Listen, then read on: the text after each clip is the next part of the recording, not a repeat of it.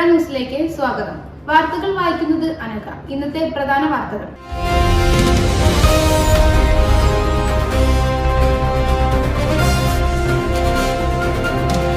കൊച്ചിയിൽ വാണിജ്യ LPG പ്രതിസന്ധി രൂക്ഷം. 70% ഹോട്ടലുകൾ അടച്ച നിലയിൽ.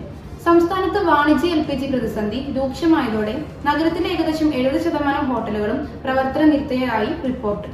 ദിവസേന വലിയ തോതിൽ ഗ്യാസ് ആവശ്യമായതോടെ ഹോട്ടലുകൾക്ക് പുതിയ സിലിണ്ടർ ലഭിക്കാത്തതോടെയും പാചകം നടത്താൻ കഴിയാത്ത അവസ്ഥയിലാണുള്ളത്. ഇതിനെ തുടർന്ന് ഹോട്ടൽ പ്രവർത്തനം ബുദ്ധിമുട്ടിലാണെന്ന് ഹോട്ടൽ ജീവനക്കാർ.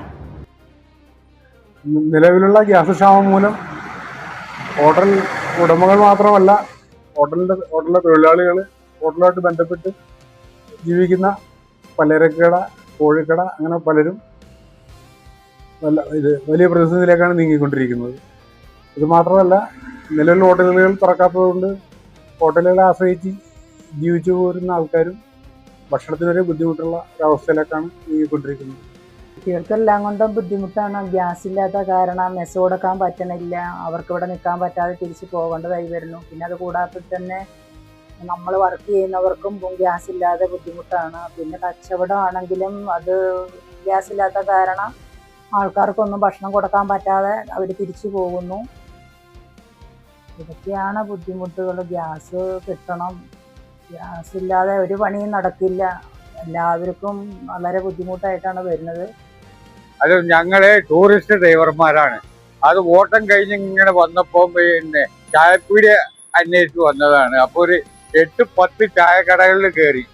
അപ്പൊ എല്ലാ സ്ഥലത്തും ചായപ്പീടിയൊക്കെ അത് അടച്ചിട്ടിരിക്കുകയാണ്. ഇപ്പൊ ലാസ്റ്റ് ഞങ്ങൾ ഓരോരോ പിന്നെ തണുത്ത വെള്ളം കുടിച്ച് ഇനി ഒരാഴ്ച കൂടി കഴിഞ്ഞാൽ ആ വെള്ളം കൂടി മുട്ടുമെന്നാണ് ഞങ്ങൾക്കുള്ള സംശയം. US സൈനിക വിമാനം തകർന്നു, 4 മരണം. US സൈനിക വിമാനം തകർന്നുണ്ടായ അപകടത്തിൽ 4 പേർ മരിച്ചു. വിമാനം ഇറാൻ വെടിവെച്ച് വീഴ്ത്തിയതാണെന്ന് ഇറാൻ ആരോപിച്ചു. എന്നാൽ ഈ ആരോപണം US നിഷേധിച്ചു. സാങ്കേതിക തകരാറാണ് അപകടത്തിന് കാരണമെന്നാണ് US അധികൃതർ പറയുന്നത്. അപകടത്തിന്റെ യഥാർത്ഥ കാരണം കണ്ടെത്താൻ അന്വേഷണം ആരംഭിച്ചിട്ടുണ്ട്. സംഭവത്തെ തുടർന്ന് മേഖലയിലെ സംഘർഷാവസ്ഥ കൂടുതൽ ശക്തമായതായി റിപ്പോർട്ടുകളുണ്ട്. കുട്ടിയെ കഴുത്ത് ഞെരിച്ച് കൊല്ലാൻ പ്രേരിപ്പിച്ചത് ഓട്ടിസം. വെഞ്ഞാർമൂട് 1 വയസ്സുള്ള മകളെ കഴുത്ത് ഞെരിച്ച് കൊലപ്പെടുത്തിയ കേസിൽ വാമനപുരം സ്വദേശിയായ അശ്വതിയെ പോലീസ് അറസ്റ്റ് ചെയ്തു. കുഞ്ഞിന് ഓട്ടിസം ഉണ്ടെന്ന സംശയത്തെ തുടർന്നാണ് കൊലപ്പെടുത്തിയതെന്ന് അശ്വതി പോലീസിന് മൊഴി നൽകി. എന്നാൽ കുട്ടിക്ക് യാതൊരു ആരോഗ്യ പ്രശ്നവും ഉണ്ടായിരുന്നില്ലെന്ന് അന്വേഷണ സംഘം വ്യക്തമാക്കി. കോടതിയിൽ ഹാജരാക്കിയ അശ്വതിയെ റിമാൻഡ് ചെയ്തു. തിരുവനന്തപുരത്ത് പുതിയ ക്രിക്കറ്റ് സ്റ്റേഡിയം ഉദ്ഘാടനം.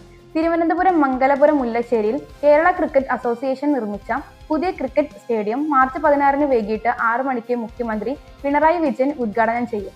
45 കോടി രൂപ ചെലവിൽ നിർമ്മിച്ച സ്റ്റേഡിയത്തിൽ അന്താരാഷ്ട്ര നിലവാരത്തിലുള്ള ക്രിക്കറ്റ് സ്റ്റേഡിയം, പോളിയം, ഫുട്ബോൾ എന്നിവ ഉൾപ്പെടുത്തിയ മികച്ച സൗകര്യങ്ങൾ ഒരുക്കിയിട്ടുണ്ട്.